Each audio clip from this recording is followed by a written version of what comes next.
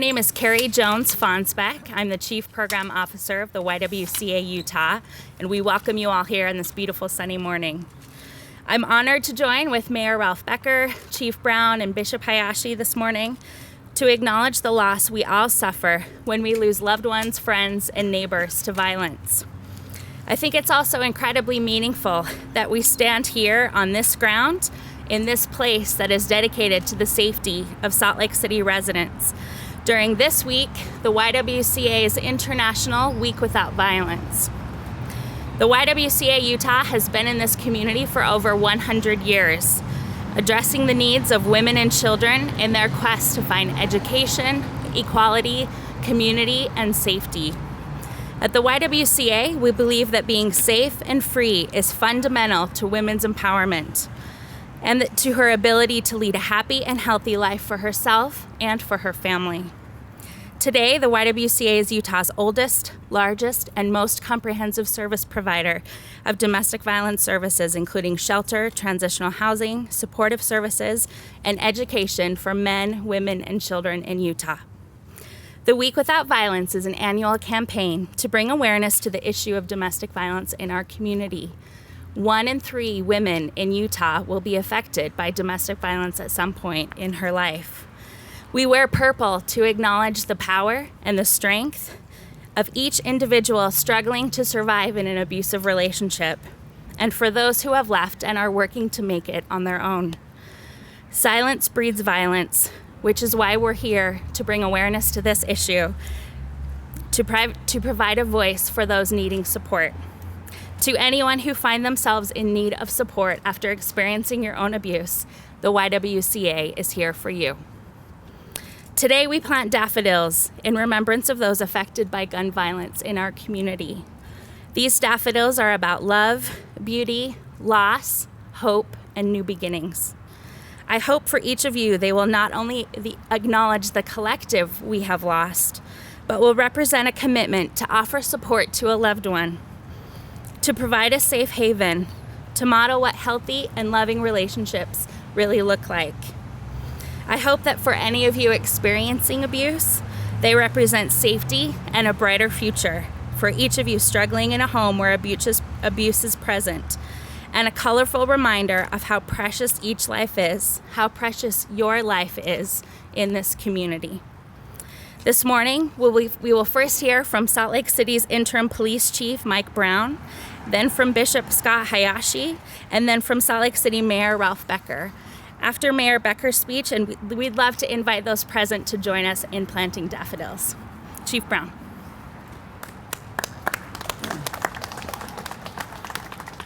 Thank you, Carrie. It is indeed an honor and a privilege to be here today and participate with the YWCA in their Week Without Violence. I'd like to share with you 2 facts about violence, and in particular gun violence in the United States. The number of American troops killed in Afghanistan and Iraq between 2001 and 2012 was 6,488. The number of American women who were murdered by current or ex-male partners during that same time was 11,766.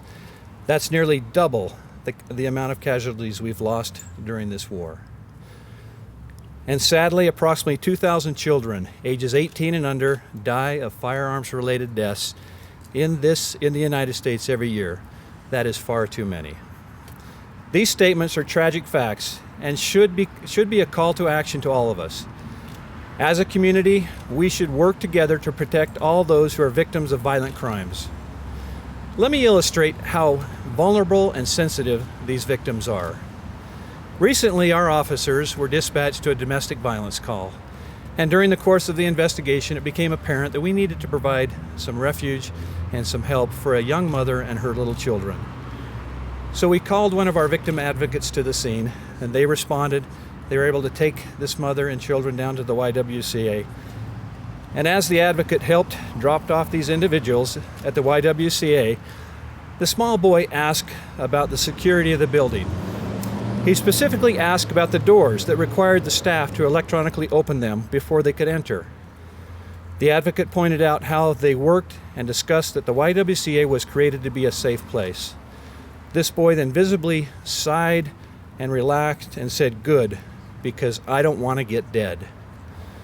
This young boy recognized all too well how dangerous things were at his home. He was able to articulate just how important it is that we work together as a community to make sure survivors have safety from future violence. But you know what? We can do better. Yes, we need to do more by expanding background checks to assure that criminals and other prohibited purchasers do not get their hands on guns. But some of these Second Amendment processes and policies take time. Time we just don't have. But there is one thing we can do right now. We can be more responsible as gun owners. Did you know right here in Salt Lake City, from January 1st, 2015 to October 20th, 2015, that there have been 64 cases where guns have been stolen out of vehicles, and only 9 of those have been recovered? That means that we have put 55 guns right now into the hands of to criminals right here in our own community. Let's make sure that little children worry about their toys, their friends, and the things that kids should worry about, and not about the locks on doors. Thank you very much.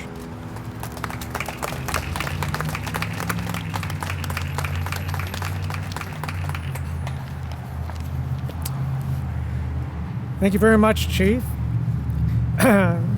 The Chief gave to us some statistics, and that's an important thing to remember. The sheer number of deaths from the use of a firearm, 32,514 people die from gun violence, and 75,962 people survive gun injuries. I speak to you as a person this morning who is a survivor.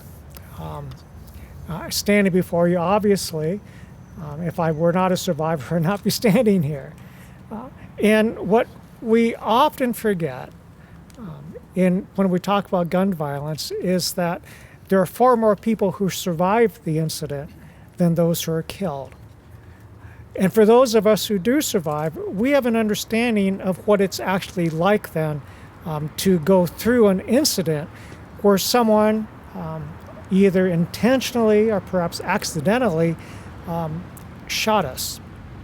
In my case, it was intentional. I was working in a record store. 3 young men came in, and one put a gun into my side point blank and pulled the trigger. They hit the cash register, ran off with $18, and left me on the floor to die. The effect of that incident in my life certainly required years of recovery, just physically speaking, years of recovery. 8 weeks in the hospital, 60 pints of blood, a loss of over 40 pounds. So I came out of the hospital at 98 pounds, looking so differently than when I went in that when I came home or was brought home, my own dog growled at me because my dog didn't recognize me. These are the sorts of things that we don't necessarily hear about, what it's actually like to go through this and having to put one's life back together again. And I was a teen at this time. Imagine what it's like for an 8-year-old. Imagine what it's like for the parent of that 8-year-old who has to care for that 8-year-old as they lie in the hospital. These are the tolls that take place day after day in our country, and they don't necessarily get reported on. We grieve those whom we have lost, certainly, and rightfully so. But then we also need to be concerned about those who survive and how their sense of safety has been ripped away from them. For they know concretely that there's no such thing as simply being safe anymore. It can happen at any time, to any person, at any moment. It used to be the case that I believe that many of us would walk down the street and feel safe. It used to be the case, I believe, that when a police officer pulled a person over on a routine traffic violation, they didn't necessarily worry all the time about getting shot. But nowadays, I believe, when these things happen and a policeman pulls over a person on a routine traffic violation, that officer doesn't know whether or not that person has a gun with him or her.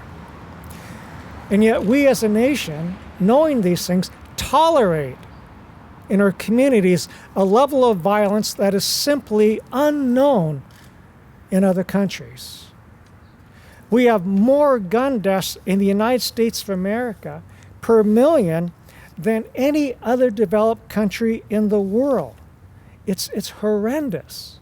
Our closest competitor, if you want to use it as competition, is Belgium, no, actually Switzerland, which is 7.7 deaths per million people. We have 29.7. 29.7. Then there's Belgium with 6.8 per million people, as opposed to us, once again, with 29.7. We tolerate this. No other developed country in the world would tolerate it. We've had more gun deaths in 10 years than nearly twice the population of Salt Lake City itself. And somehow, in spite of this, you and I and the people of this country lack the will to put into place sensible gun control laws, things that will protect us. We tend to focus on mass shootings. But mass shootings in the United States of America comprise perhaps only 1 or 2% of the gun deaths. The gun deaths that happen much more routinely are domestic violence situations, robberies, things like this, things which happen day in and day out and go unnoticed. In a 10-year span of time, there have been more gun deaths in the United States of America than casualties in the Vietnam War and World War I combined. We are a violent nation. And seemingly, we have been at war with ourselves for far too long. I stand here this morning as a survivor of gun violence, but also as a person who pleads with our nation, with our people, to enact sensible legislation to keep guns out of the hands of those people who would be most likely to use them to commit a crime. For all of the gun owners in our city and our state who use them responsibly for hunting, for target shooting, or simply own one because they feel that they are safer with a gun in the home. And those people who hold them responsibly with trigger locks and guns not necessarily loaded, so they are out of the reach of a child to lay their hands upon. For those people, I say thank you for behaving responsibly. And I believe those people want the very same thing that the vast majority of people that I know want, and that is to keep guns out of the hands of people who would use them to commit violent crime. That's what I'm asking for. And on this day, as we plant these daffodils, and we have a week, hopefully without violence, we do so as an act of hope that maybe what you and I do together by doing this as a symbol will be something that will ripple across our community and help us, the people of Salt Lake City and the state of Utah, to be a better and safer place for all. Thank you.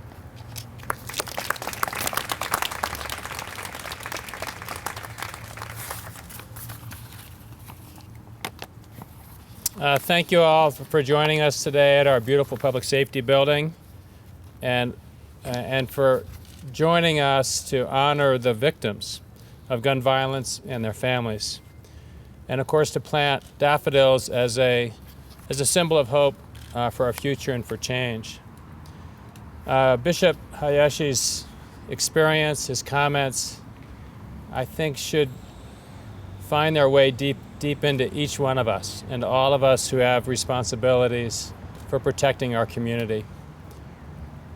I know in my own instance where I've been free from gun violence, but I grew up in a city where gun violence was rampant. At the time I grew up there, it was the #1 murder city in the country.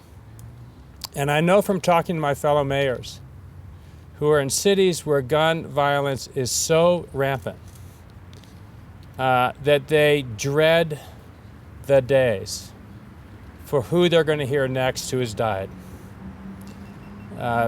Michael Nutter, the mayor of Philadelphia, always comes to mind because he expresses his outrage for gun violence in his city and that he seldom goes a day without having to attend to a family who's lost someone due to gun violence.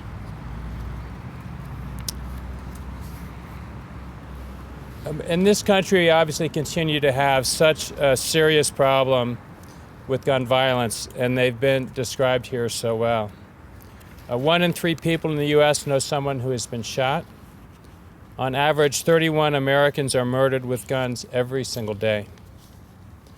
The U.S. firearm homicide rate is 20 times higher than the combined rates of 22 countries that are our peers in wealth and population. Utah is ranked as one of 14 states in which gun violence fatalities outnumbered motor vehicle deaths in 2009 to 2011. No community is immune from this problem. And as residents of Salt Lake City, we must find ways to prevent violence and provide education strategies for our community. This week, in partnership with the YWCA, we celebrate our 20th annual Week Without Violence. And as a participant every year in this event, I can tell you that every year we come here and we plead with everyone in our community and decision makers to take responsible actions to change the course of what we have seen. The campaign events are so valuable to us. They include education, encouraging thoughtful conversation, renewing the search for solutions to violence with families and communities here and around the world, and strengthening the sense of personal and shared responsibility for keeping one another safe from harm. Our city, Salt Lake City, encourages everyone today to unite around working forward to decrease and prevent violence. We have many of our public safety officers here, and I think people often don't realize how in every day when they are going out, not just the threats they feel, but probably the fright they feel that they are, as tough characters, so seldom willing to admit as they move into situations where they face harm's way. And today, unlike what was true 20 or 30 years ago, the prevalence of guns and the uncertainty around people's use of guns makes those situations so much more difficult. So special thanks to Carrie Jones-Fonnesbeck here from the YWCA, Chief Mike Brown, Bishop Scott Hayashi, and to some folks I see here, Scott and Norma Mullen, who founded the Gun Violence Prevention Center. And I know there are others here as well who I see who have been very active. And I want to thank Marianne Sigendorf from our Parks Division who helped prepare the ground for today's planning. We invite all of you to join us in this planning and to take from today both the memories of what we are about in trying to prevent and reduce gun violence, but to carry that forward to decision makers who can help change the course of the track we've been on for too long. So thank you all so much for joining us.